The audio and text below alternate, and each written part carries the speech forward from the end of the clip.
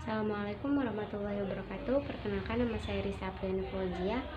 Di sini saya akan memaparkan laporan mengenai rasa haus yang terjadi akibat pembatasan cairan pada pasien dengan gagal ginjal kronis dan dilakukannya hemodialisis.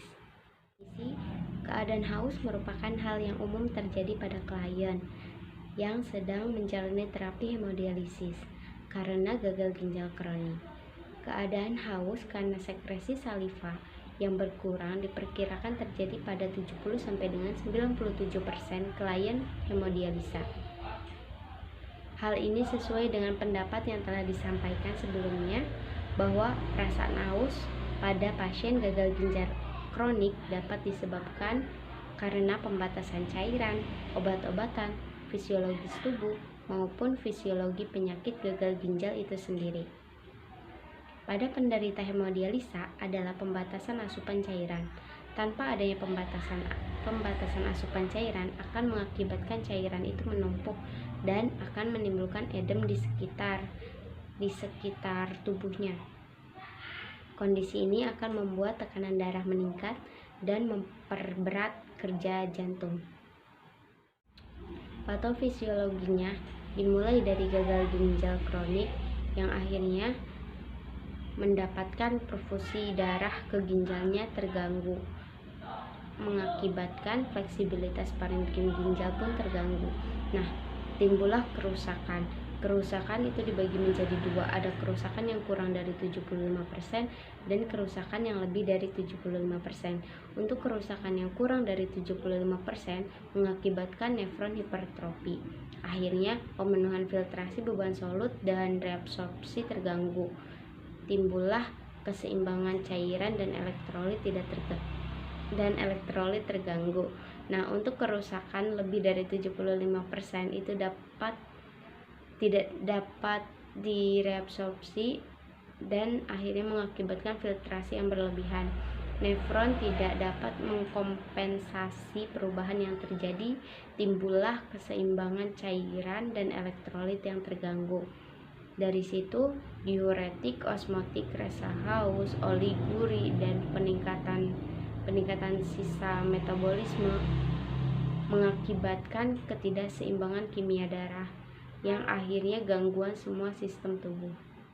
Untuk penanganan dan intervensinya, menurut beberapa penelitian didapatkan cara 1 untuk berkumur, obat kumur rasa mint. Yang kedua, berkumur menggunakan air matang. Yang ketiga, ada cara menghisap es batu. Yang keempat, ada mengunyah permen karet pada saat melakukan hemodialisis. Pembahasan dari hasil penelitian Ardianti 2015 menunjukkan terdapat pengaruh kumur dengan obat kumur rasa mint karena mampu menurunkan rasa haus pada pasien ginjal kronik yang menjalani hemodialisa. Lalu, berdasarkan penelitian Najika 2020 pada pasien gagal ginjal kronik juga yang menjalani hemodialisis sering merasakan haus akibat adanya program pembatasan cairan yang diwajibkan. Kumur air matang merupakan salah satu dari banyak metode manajemen untuk memanajemen rasa haus pada pasien CKD atau gagal ginjal.